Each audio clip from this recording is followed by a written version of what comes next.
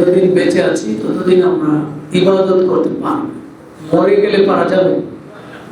ইযা মাতাল ইনসান ইনকাতা আনহু আমালুহু ইল্লা মিন সালাস। রাসূলুল্লাহ সাল্লাল্লাহু আলাইহি ওয়াসাল্লাম বলেছেন, কোন মানুষ যখন মরে যায় তখন তার আমল করার সুযোগ বন্ধ হয়ে যায়, ইচ্ছা থাকলেও আর পারা যাবে না। এই জন্য আমরা বাঁচতে চাই না মরতে চাই?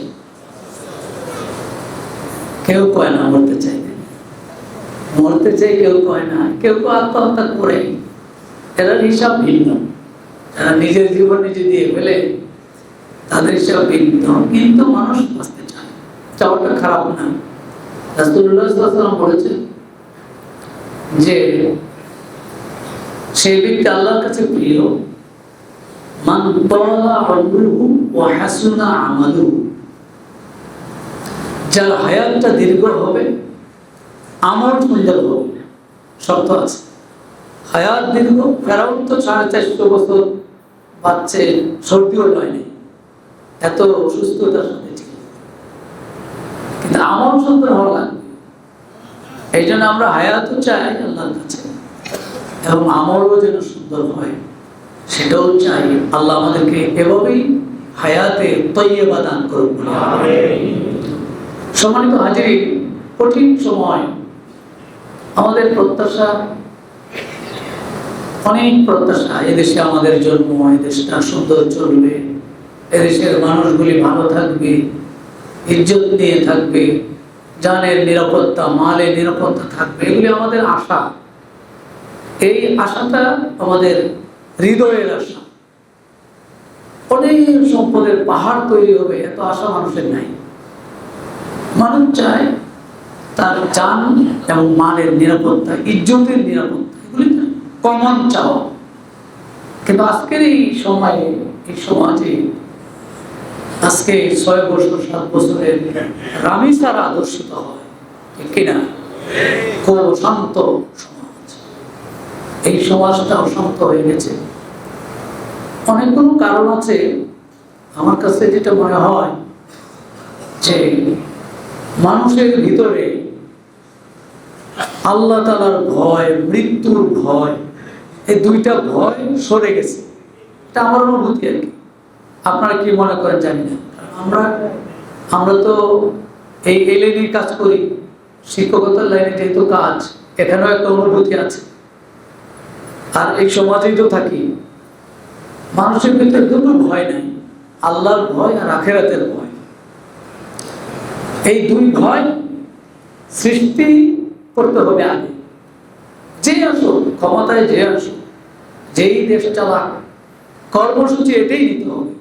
আল্লাযীনা ইম্মাক্কান্নাহুম ফিল আরদ আকামুস সালাতা ওয়া আতাউস যাকাতা ওয়া আমারু বিল মা'রুফ ওয়া নাহাউ আনিল মুনকার। কর্মসূচি তো আল্লাহই দিয়ে দিয়েছে। সূরা হজ্জের 41 নম্বর আয়াত আল্লাহ কর্মসূচি দিয়ে দিয়েছে। যে আল্লাহ পৃথিবী বানালেন, মানুষ বানালেন, সমাজ তৈরি করলেন, সে আল্লাহ কর্মসূচি দিয়ে দিয়েছে। যে কোনো মানুষকে যদি আমি এই পৃথিবী পরিচালনার দায়িত্ব দিই, তাহলে তারা 4টি কাজ করবে মৌলিক। একটা হলো আকামুস সালাহ, নামাজ কায়েম করবে। এই নামাজের মাধ্যমে মানুষের হৃদয়ে আল্লাহর ভয় তৈরি হয়েছে। নামাজ এমন একটা ঔষধ, মহা ঔষধ। এই ঔষধটা খুব সিরিয়াসলি কাজে লাগাইতে হবে। সরকার প্রধান যারা আছেন তাদেরকে আমাদের জায়গা থেকে আমরা অনুরোধ করতে চাই, সার্কুলার দেন নামাজের, ঠিক কিনা? সবাইকে সার্কুলার দিয়ে দেন। আপনারা তো মুসলমান, অসুবিধা কি? আপনারা তো মুসলমান, হজ করেন, সবই তো করেন, সার্কুলার দিয়ে দেন নামাজ। আর ও আমারু বিল মা'রুফ ওয়া নাহাউ আনিল মুনকার, সত্যের দিকে মানুষকে ডাকেন, ডাকার আয়োজন করেন, আর অসত্য অন্যায় থেকে ফিরানোর আয়োজন করেন। যে করবেন অ্যাকশন, ডাইরেক্ট অ্যাকশন, কোনো কথা নাই, অ্যাকশন হয়ে যাবে, ডাইরেক্ট অ্যাকশন যখন হবে তখনই কাজ। বিশ্বনবী সাল্লাল্লাহু আলাইহি ওয়াসাল্লামের কাছে বিচার আসলো, হুজুর ওই যে বনি মাখজুম গোত্রের মহিলাটা চুরি করলো, সে তো অনেক সম্ভ্রান্ত মহিলা, তাকে একটু মাফ করে দেওয়া যায় না? এবং সেই সুপারিশটা করলো কে? করলো উসামা ইবনে যায়েদ, যাকে রাসূল সবসময় বলে রাখেন, আদর করেন, চুমু খান। নিজের নাতি যায়েদের ছেলে, পালক পুত্র যায়েদের ছেলে নাতি, এত আদর করেন। হাসান হোসেনকে এক রানে রাখেন আর উসামাকে আরেক রানে রাখেন, এভাবে রাসূল আদর করেন, সেই সুপারিশ করেছে। এখন রাসূলুল্লাহ বিব্রতকর অবস্থা যে এই নাতিটার কথাটা বলল। বিশ্বনবী বসা থেকে উঠে গেলেন, উঠে বলেন আল্লাহি, আল্লাহর কসম করে বলছি, আতাসফাউ ফি হাদ্দিন মিন হুদুদিল্লাহ, হে উসামা, তুমি আল্লাহর একটা বিধান নিয়ম কার্যকর করতে আমার কাছে প্রতিবন্ধক হয়ে সুপারিশ করতে এসেছো? তুমি জেনে রাখো, লাউ সারাকাত ফাতিমা বিনত মুহাম্মদ লাকাতাতু ইয়াদাহা, আজকে আমার মেয়ে ফাতেমা যদি চুরি করে আমি তার হাত কেটে দেব। চলো, কঠোরতা, বিচারের ক্ষেত্রে কোনো ছাড় নেই, কোনো ছাড়। এই জন্য যারা এত বড় অন্যায় করতে পারে, এত বড় জঘন্য অন্যায় করতে পারে, আল্লাহ বিধান দিয়েছেন, লিয়া শাহাদা আযাবাহুমা তায়ফাতুম মিনাল মুমিনিন, সূরা নূরে দেখবেন পাবেন আল্লাহ বলছেন যে জেনা বিচার করবে তার শাস্তিটা হবে এমন ওপেন হবে। ওপেন মানে লাইভ, লাইভ বুঝেন? এখন তো লাইভ শব্দ বোঝার কথা, ছোট বাচ্চারাও লাইভ বোঝে। আল্লাহ বলছেন লাইভ হবে, লিয়া শাহাদা আযাবাহুমা তায়ফাতুম মিনাল মুমিনিন, মুমিনদের বিরাট একটা গোষ্ঠী এই আযাবটা দেখবে, গোপনে চলবে না, গোপনে কোনো বিচার চলবে না, প্রকাশ আল্লাহ বলছেন। সুতরাং এই অন্যায়কে থামাতে হলে বিচার করতে হবে, এটা না আমাদের কথা, কি বলেন? আর না হলে অন্যায় থামানো যাবে না। আল্লাহ এই জন্য বলছেন, ওয়ালাকুম ফিল কিসাসি হায়াতুন ইয়া উলিল আলবাব, ডাক দিচ্ছেন হে জ্ঞানীরা, বুদ্ধিমানেরা, শোনো, কিসাসের মধ্যে জীবন আছে। এটা কি? সব মুফাসসিরিন কেরাম সকলে আশ্চর্য হয়ে গেল, কেসাসের মধ্যে আবার জীবন কি? কেসাস তো মরণ, মানে একজনকে মারলো, তাহলে তার শাস্তি হলো তাকে মারা হবে, তাইলে তো কেসাস কায়েম করা হলে তো মরণ হলো। আল্লাহ কই জীবন আছে, ব্যাখ্যা লাগবে না? লাগবে না?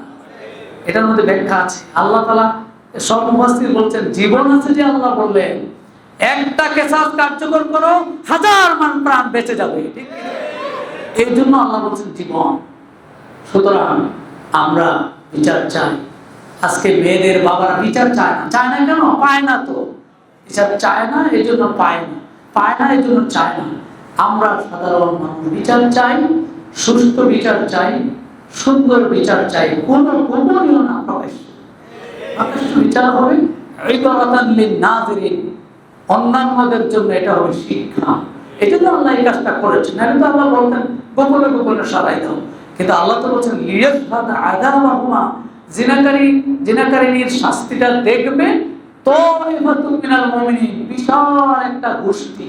তা আপনি যদি মনে করেন জাতীয় স্টেডিয়ামে ওপেন বিচার হবে, কোটি কোটি মানুষ, এখন তো মিডিয়ার যুগ হয়ে যায়, 1500 বছর আগের আয়াত, আর এখন তো মিডিয়া আছে, তাহলে এখন তো আর সমস্যা নাই। আর যেখানেই কার্যকর করেন তাহলে খালি মিডিয়া ছেড়ে দিবে, তাইলে আর মানুষ জমা করা লাগবে না, কোটি কোটি মানুষ দিবে।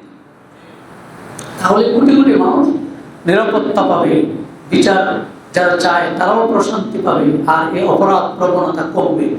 যতই এই অপরাধীদেরকে ছেড়ে দেওয়া হবে, তখন ততই অপরাধ আরো বাড়বে। এই জন্য আমরা সরকারে যারা আছেন তাদের কাছে আবদার করতে চাই, দয়া করে এগুলো বিচার করেন, এগুলো থামান, একটা সুন্দর পরিবেশ দেন। এই সুন্দর একটা দেশ, এত সুন্দর দেশ পৃথিবীতে আর নেই, এত সুন্দর দেশ, কিন্তু দেশটা কেন অসুন্দর হয়ে যাচ্ছে? অসুন্দর হয়ে যাচ্ছে অশান্তির কারণে। এজন্য আমরা এই জাতীয় অপরাধের তীব্র নিন্দা জানাই এবং এগুলোর সুষ্ঠু বিচার চাই। আল্লাহ তাআলা তৌফিক দান করুন বলে আমিন। আর যারা এই সমস্ত অপরাধে লিপ্ত তাদের জন্য আমরা হিদায়াতের দোয়া করি আর আল্লাহর কাছেও ছেড়ে দিই, আল্লাহ আপনি এগুলোকে থামান, এগুলোর জন্য ব্যবস্থা নিন। আল্লাহ তাআলা যেন একটি সুন্দর পরিবেশ আমাদের কায়েম করে দেয় বলে আমিন। সম্মানিত হাজিরিন, জিলহজ মাসটা হলো কোরবানির মাস। এ মাসে কোরবানি আছে। আমাদের এ মাসের যতগুলো ইবাদত আছে তার মধ্যে শ্রেষ্ঠ ইবাদতটা হলো কোরবানি। এটা আমরা আশা করছি, আল্লাহর কাছে প্রত্যাশা করছি, আমাদের দেশে আগামী বৃহস্পতিবারে কোরবানির দিনটি অনুষ্ঠিত হবে। আল্লাহ তাআলা আমাদেরকে সুষ্ঠুভাবে এই উৎসব, এই ইবাদত পালন করার তৌফিক দান করুন। আল্লাহ তাআলা বলেন, ওয়াতলু আলাইহিম نبأ ابني آدم بالحق إذ قربا قربانا فتقبل من أحدهما ولم يتقبل من الآخر أتل عليهم হে নবী আপনি আপনার জাতির কাছে তিলাওয়াত করুন, বর্ণনা করুন, পড়ে শোনান। নাবা আবনাই আদম, আদমের দুই সন্তানের কাহিনী, ঘটনা, বিল হাক্কে, বাস্তব ঘটনা আপনি পড়ে শোনান। কি ছিল ঘটনা? ঈদ করবা কোরবানা, আদমের দুই সন্তান যখন কুরবানি করলো, ফাতুকুবিলা মিন আহাদিহিমা, তাদের দুইজনের একজনের পক্ষ থেকে কবুল করা হলো, ওয়ালাম ইউতাকাব্বাল মিনাল আখার, আরেকজনেরটা কবুল করা হলো না। ক্বালা, সে বলে উঠল, লা আকতুলান্নাকা, আমি তোমাকে অবশ্যই হত্যা করব।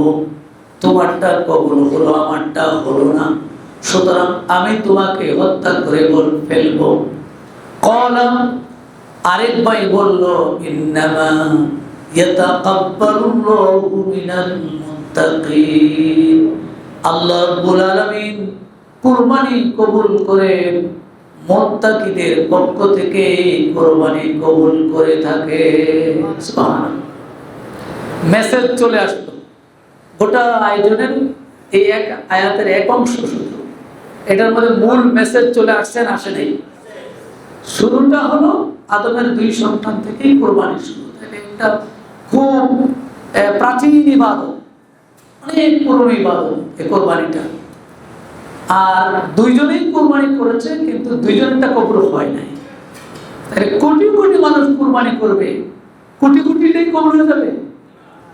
এখানে মেসেজ করলেই কোরবানি কবুল হয়ে যাবে এরকম নয়। কারটা কবুল হলো? ইন্নামা ইয়াতাকাব্বালুল্লাহু মিনাল মুত্তাকিন, যে মুত্তাকি তারটাই আল্লাহ তাআলা কবুল করেন, এই মেসেজ এখানে পাওয়া গেল। তাহলে কোরবানি হযরত আদম আলাইহিস সালাম থেকেই শুরু হয়েছে, কিন্তু আমরা যে কোরবানিটা করি সেই কোরবানির আবার আরেকটা ব্যাকগ্রাউন্ড আছে। হাদিসে মুসনাদ আহমদের এই হাদিস,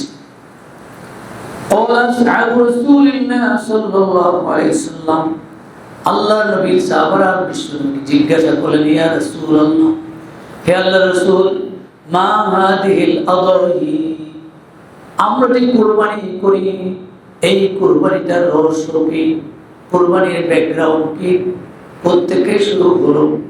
ক্বালা, নবী বললেন, সুন্নাতু আবিকুম ইব্রাহিম, এই কুরবানি হলো তোমাদের পিতা ইব্রাহিমের সুন্নাত। আরেকটি গুরুত্বপূর্ণ মেসেজ, আমাদের পিতার নাম কি? ইব্রাহিম আলাইহিস সালাম। ভুলা যাবে না, ভুলে যাওয়া যাবে না। অনেক পিতা আছে এই সমাজে, এখন পিতা অনেক, তো এই জন্য অনেকে এত পিতার ভিড়ে আসল পিতার নাম ভুলে যায়। আল্লাহর নবী স্মরণ করে দিলেন, তার কথার মধ্যে বলতে পারতেন সুন্নাত ইব্রাহিম, এতটুকু বলতে পারতেন, তিনি একটু শব্দ বাড়াই দিলেন, সুন্নাত আবিকুম ইব্রাহিম, তোমাদের পিতা ইব্রাহিমের এটা হলো সুন্নাত। সুবহানাল্লাহ। তাহলে আমরা কোরবানি করবো, আদম আলাইহিস সালাম থেকে শুরু হয়েছে, ঠিক আছে, কিন্তু আমাদের স্মৃতিটা যাবে ইব্রাহিম আলাইহিস সালামের দিকে, যে আমাদের পিতা ইব্রাহিম, তার থেকে এই সুন্নাতটা জারি হয়ে আসছে। ক্বালু, সাহাবায়ে কেরাম বললেন, ফামা লানা ফিহা ইয়া রাসূলুল্লাহ, হুজুর আমরা যদি এই সুন্নাত আদায় করি, ইব্রাহিমের সুন্নাত যদি আমরা আদায় করি, তাহলে আমাদের জন্য কি লাভ হবে, আমরা কি পাবো? ক্বালা, নবী বললেন, বিকুল্লি শাআরাতিন হাসানা, প্রতিটি চুলের বিনিময়ে একটি করে নেক তোমরা প্রাপ্ত হয়ে যাবে। সুবহানাল্লাহ। ক্বালু, সাহাবারা আরো প্রশ্ন করলেন, ফাসসুফু ইয়া রাসূলুল্লাহ, হুজুর চুলের কথা বললেন, কোন প্রাণীর চুলও আছে, আবার পশমও আছে, এত বেশি পশম, এই পশমের কি হবে? পশমওয়ালা কিছু প্রাণী আছে। ক্বালা, নবী বললেন, বিকুল্লি শাআরাতিন মিনাস সুফি হাসানা, যত পরিমাণ পশম হবে তার পরিমাণ সওয়াব আল্লাহ দান করে দিবে। সুবহানাল্লাহ। চুলও বলছে, পশম বলছে, চুলের গোড়ায়ও কিন্তু কিছু চুল থাকে। পশম দেখবেন আপনারা, মুরগির বড় বড় পশমটি খুলে ফেলার পরেও, অথবা হাঁসের যেগুলো উপরের চামড়া ছিলে পশম সরাই ফেলে, এরপরেও কিছু থাকে ছোট ছোট, ওইটি একবার আগুনে জ্বালাইয়া আরো অনেক কষ্ট। হাঁস চোলা কিন্তু কষ্ট আছে, চলছেন না চললে কম কষ্ট আছে, অনেক সময়ও লাগে। এই বড় পশমের পরে আরো ছোট ছোট ওগুলো থাকে, এটা স্লুপ বলে আরবিতে। সাহাবারা আবার এই প্রশ্ন করে বসছে, আচ্ছা চুলটি গেল, চুলের সময় সব পেলাম, চুলের পরে তো ঘোরায় ঘোরায় আরো কিছু পশম থাকে, এটির উপায় কি হবে? রাসূলুল্লাহ ভাই, এই চুল, এই পশম যত হবে তার চেয়েও বেশি সওয়াব হবে। তাইলে গরুটা ছোট হবে না বড় হবে? বড় হলে পশম বেশি, আর ছোট হলে পশম কম। তাইলে বড় গরুর সওয়াব বেশি, ছোট গরুর সওয়াব কম। কিন্তু সামর্থ্য যার যা আছে সে অনুযায়ী সে কিনবে, কোরবানি দিবে। মূল ইস্যু হবে তাকওয়া। মূল ইস্যু কি? তাকওয়া। এটা আল্লাহ ক্লিয়ার করেছে, ইন্নামা ইয়াতাকাব্বালুল্লাহু মিনাল মুত্তাকিন। তাহলে গরু বড় হওয়া ছোট হওয়া মৌলিক না। তো রাসূল বলেছেন মোটা তাজা দেখে কিনতে, কোরবানি করতে, এটা তো সওয়াব আছে যদি সওয়াবের নিয়ত থাকে। কিন্তু যদি নিয়ত থাকে বাজারের সেরা গরুটা কিনলে ভাইরাল হওয়া যাবে, ভাইরাল হয় না অনেকে, ভাইরাল হয়ে যায়, বাজারের সেরাটা কিনছে, ভাইরাল, বিভিন্ন গরুর নাম দিয়েছে, ওই বড় গরুটা কিনে, টাকার অভাব নাই, কিনে ভাইরাল হওয়ার জন্য লাইভ আসবে, তারপরে পত্রিকা আসবে, এগুলি হলে ওই সাইডটা হবে, কিন্তু সবটা হবে না। আর যদি নিয়ত ঠিক থাকে ওটা ভাইরালও হওয়া যাবে, অসুবিধা নেই, সব হবে। তারপরটা হলো মূল আসল। তাহলে আমরা যে কোরবানি করি, এই কোরবানিটার স্টার্টিংটা শুরু হয়েছে ইব্রাহিম আলাইহিস সালাম থেকে, এটা আল্লাহ রাসূল জানালেন। কোরআনুল কারীমের সূরা সফফাতের 100 থেকে 107 নম্বর আয়াত, ঠিক না বললাম? সূরা সফফাত, ইয়াসিন সূরার পরের সূরাটাই, সূরা সফফাতের 100 নম্বর আয়াত থেকে 107 নম্বর আয়াত পর্যন্ত আল্লাহ তাআলা ইব্রাহিম আলাইহিস সালামের গোটা কাহিনীটা নিয়ে এসেছেন। ইব্রাহিম আলাইহিস সালাম আল্লাহর কাছে বললেন, রব্বি হাবলি মিনাস সলিহিন, রব্বুল আলামিন আমাকে একটি নেক সন্তান দান করুন। কি সন্তান? ছেলে না মেয়ে? একজনে কই ছেলে, একজনে কই মেয়ে। এখন সন্তান হলে আমাদের বাংলা ভাষায় সন্তান বললে ছেলে মেয়ে দুইটাই বোঝায়, এটা উভয় লিঙ্গ। কিন্তু আয়াতে যা বোঝা যায়, সলিহিন শব্দ আল্লাহ ব্যবহার করেছে, ইব্রাহিম আলাইহিস সালাম সলিহিন বলছেন। সলিহিনটা হলো পুরুষ বোঝায়, পুরুষ বোঝায়। এদিকে কি করা হয়েছে, ইব্রাহিম সন্তানের কথা ওয়ালাদ বললেও কিন্তু মনে মনে চাইছেন ছেলে। কেন চাইলেন? ছেলে চাইলেন এই জন্য তার টার্গেট আছে, ছেলেকে দিয়ে কিছু কাজ করাবেন, এই জাতির জন্য কিছু কাজ করবেন, প্ল্যান আছে। ছেলেকে নিয়ে আপনাদের প্ল্যান থাকে না? ছেলেটা ডাক্তার হবে, এই হবে, সে বিরাট মানুষের সেবা করবে, প্ল্যান থাকতে পারে না, নিষেধ না, শরীয়তের অনুমোদন আছে। একটা সন্তান মানুষ চায়, ছেলে চায়। আর মেয়ে হলে আমার একটু প্ল্যান থাকে, মেয়ের নিয়ে মেয়েরে ভালো একটা বিবাহ দিবে, একটা সুন্দর ঘরে যাবে, এটাও প্ল্যান থাকতে পারে। তো ইব্রাহিম আলাইহিস সালামের এই চাওয়াটাই বোঝা যায় তিনি ছেলেই চাইছেন। এই জন্য আমরা কি ছেলে চাবো না মেয়ে চাবো? যারা আল্লাহ যা দেয়, কিন্তু যাদের ছেলে হয় না, এই দোয়াটা তাফসীরে এসেছে, এটা খুব পারফেক্ট একটা দোয়া। ইব্রাহিম আলাইহিস সালামের বয়স 86 বছর বয়সে এই দোয়া আল্লাহর কাছে করেছেন, এবং তিনি চেয়েছেন ছেলে, রব্বি হাবলি মিনাস সলিহিন। এই জন্য যাদের ছেলে হয় না, খালি মেয়ে হইতেছে, তারা এই দোয়া মুখস্থ করেন, আমল করলে আল্লাহ কবুল করতে পারেন। আমি এই দোয়া দিয়া একজনের আমল করাইছি আর কি, পরে ছেলে হয়ে গেছে, আল্লাহ কবুল করে বুঝতে পারেন। এই জন্য হে আবার আমার ভক্ত হয়ে গেছে, বা আপনার দোয়ায় কাম হয়ে গেছে। এই জন্য আপনারা এই আমলটা করতে পারেন, রব্বি হাবলি মিনাস সলিহিন। তবে বিয়ে আগে করতে হবে। কেউ আছে বিয়ে না করে দোয়া শুরু করে, এটা শর্ত হলো বিয়ে তো করতে হবে, বিয়ে করার পরে দোয়া করবেন, তাহলে কবুল হবে। আল্লাহ তাআলা কবুল করুন বলি আমিন। রব্বি হাবলি মিনাস সালিহিন। হযরত ইব্রাহিম আলাইহিস সালাম 86 বছর বয়সে আল্লাহর কাছে আবদার করে বসলেন, রব্বুল আলামিন আপনি আমাকে একটা নেক সন্তান দান করুন। শুধু সন্তান চাইলেন না, সন্তানই কল্যাণ হবে এমনটা না, নেক সন্তান যদি হয় তাহলেই কল্যাণ হয়। অনেক সময় সন্তান বিপদেরও কারণ হয়ে দাঁড়ায়, অপমানের কারণ হয়ে দাঁড়ায়। সেই জন্য ইব্রাহিম আল্লাহর কাছে এভাবে আবদার করলেন, আল্লাহ সন্তান দিবেন, তবে সন্তানটা যেন নেককার সন্তান হয়। ফাবাশশারনাহু বিগুলামিন হালিম। আল্লাহ রাব্বুল আলামিন ইব্রাহিম আলাইহিস সালামকে খুশির খবরটা জানিয়ে দিলেন, ইব্রাহিম তোমাকে আমি একটা সন্তানের সংবাদ দিচ্ছি, যেই সন্তানটা হলো হালিম, অত্যন্ত ধৈর্যশীল। সুবহানাল্লাহ। ইব্রাহিম চাইলেন নেক সন্তান, আল্লাহ বলে দিলেন যে তুমি তো নেক সন্তান চেয়েছো, আমি দিয়ে দিলাম ধৈর্যশীল সন্তান। নেক সন্তানের যত গুণ আছে সবচেয়ে সেরা গুণ হলো ধৈর্যশীল হওয়া, এটাই আমি দিয়ে দিলাম। তুমি যেই টার্গেটে সন্তান চাচ্ছ সেটার জন্য ধৈর্যশীল না হলে, কারণ আল্লাহ তো প্ল্যান আছে, ইব্রাহিম আলাইহিস সালামের প্ল্যান আছে, আল্লাহরও প্ল্যান আছে যে আল্লাহ এই সন্তান দিয়ে কি করবেন, কিভাবে ইব্রাহিমকে টেস্ট করবেন, এগুলো আল্লাহর প্ল্যান আছে। তো ক্ষেত্রে ধৈর্যশীল না হলে তো হবে না। এই জন্য আল্লাহ এটা জানিয়ে দিলেন যে ধৈর্যশীল সন্তান হবে। তাহলে এই যে সন্তানের প্রত্যাশাটা, এটা আমরা আল্লাহর কাছে চাওয়া, এটা সুন্নাতু আল আম্বিয়া, নবীদের সুন্নাত। কেউ আছে বিয়ে করে না, এরকম লোক আছে না নাই? এটা কিন্তু সুন্নতের খেলা। মনে করবে আমি বিয়ে করি না, কিন্তু রাসূলুল্লাহ এবং সুন্নাতুল আম্বিয়া সকল নবীদের 4টা কমন সুন্নাত ছিল। একটা সুন্নাত হলো বিবাহ, সেই জন্য এই বিবাহ করতে। আবার সন্তানের প্রত্যাশা করা, এটাও সুন্নাত, সুন্নাতুল আম্বিয়া, নবীদের সুন্নাত। হযরত জাকারিয়া আলাইহিস সালামের সন্তান হয়, বুড়ো হয়ে গেছে। হুনালিকা দাআ জাকারিয়া রাব্বাহু। জাকারিয়া আলাইহিস সালামের সন্তান হয় না, একদিন তিনি আল্লাহর কাছে মুনাজাত করে বসলেন।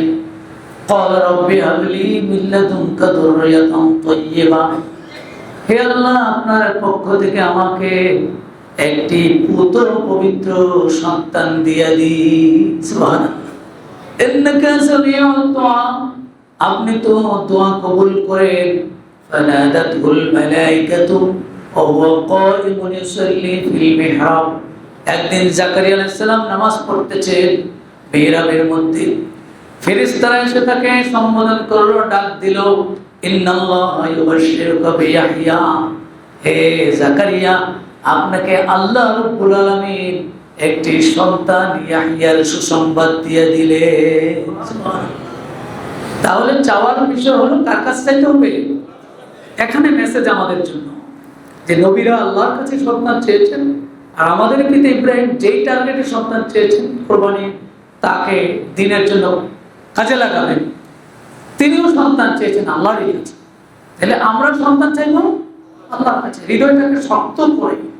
ট্রিটমেন্ট নেবেন, ট্রিটমেন্ট নিতে নিষেধ নাই শরীয়তে, ট্রিটমেন্ট নিবে। ট্রিটমেন্ট ছাড়াও তো হবে না, আবার বিবাহ করবেন, ট্রিটমেন্টও নেবেন, সব ঠিক আছে, কিন্তু মূল আবদারটা, প্রত্যাশাটা আল্লাহর কাছে।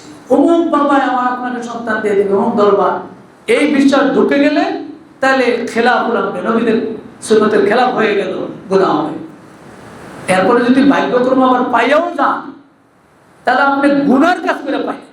আর আল্লাহর কাছে চাইলে আল্লাহ তাআলা দিবেন, এই প্রতিশ্রুতি কোরআনুল কারীমের আয়াতে, অনেক আয়াতে এই প্রতিশ্রুতি আছে। দ্বিতীয়ত আয়াতটার এরপরে অংশে আসছে, ফালাম্মা বালাগা মাআহুস সা'য়া ক্বালা ইয়া বুনাইয়া ইন্নী আরা ফিল মানামি আন্নী আযবাহু। সন্তানটি আল্লাহ তাআলা দিলেন ইব্রাহিমকে ৮৬ বছর বয়সে পাওয়া সন্তান। এই সন্তানটি যখন সাঈর বয়সে পৌঁছে গেল, দৌড়াদৌড়ি করছে, বাবাকে একটু হেল্প করছে, ডাক দিলে কাছে আসছে, এটা সেটা এনে দিতে পারছে, এরকম দৌড়াদৌড়ি করে বয়স, তাফসীরে এসেছে বয়সটা 12 কিংবা 13, এরকম বয়সে যখন সন্তানটি পৌঁছে গেল, আল্লাহ এবার পরীক্ষা শুরু করে দিলেন। ক্বালা, সন্তানকে ডেকে বললেন, বাবা, ইয়া বুনাইয়া, হে আমার কলিজার টুকরা সন্তান, ইন্নী আরা ফিল মানামি আন্নী আযবাহু, আমার কলিজার টুকরা সন্তান শোনো, আমি স্বপ্নে দেখেছি, আমার রব আমাকে স্বপ্নে দেখিয়েছেন আমি তোমাকে জবেহ করতেছি। আল্লাহু আকবার। সন্তান পিতাকে ডাক দিয়ে কি কথাটা বললেন? সন্তান শোনো, আমার রব আমাকে স্বপ্নে দেখিয়েছেন আমি তোমাকে জবেহ করতেছি। আর নবীরা স্বপ্নে দেখলেন, স্বপ্নটা থেকে বাস্তব না মিথ্যা? নবীদের স্বপ্ন, নবীদের স্বপ্নগুলি কিন্তু ওহী। আকীদার কিতাবে স্পষ্টভাবে আছে, রুইয়া আল আম্বিয়ায়ে ওয়াহয়ুন, নবীদের সকল নবীদের স্বপ্নই ওহীর অন্তর্ভুক্ত। জাগ্রত অবস্থায় যে নির্দেশ দিলে যেই হুকুম, স্বপ্নে নির্দেশ দিলেও সেই হুকুম। কিন্তু আমাদের সাধারণ মানুষের স্বপ্ন আর নবীদের স্বপ্ন এক না। আমরা তো সাধারণ মানুষের স্বপ্নে তো অনেক কিছুই করি, অনেক ঘটনা ঘটে ফেলে, অনেক কিছু খায়। আসলে ঘুম থেকে উঠে দেখে গায়ে যে খেতা গাইতেছিল শীতকালে, সেই খেতাটা চাপাইছে, মনে করছে যে একবারে জিলাপি। তো এগুলো হলো আমাদের স্বপ্ন। এই স্বপ্ন বাস্তব নয়।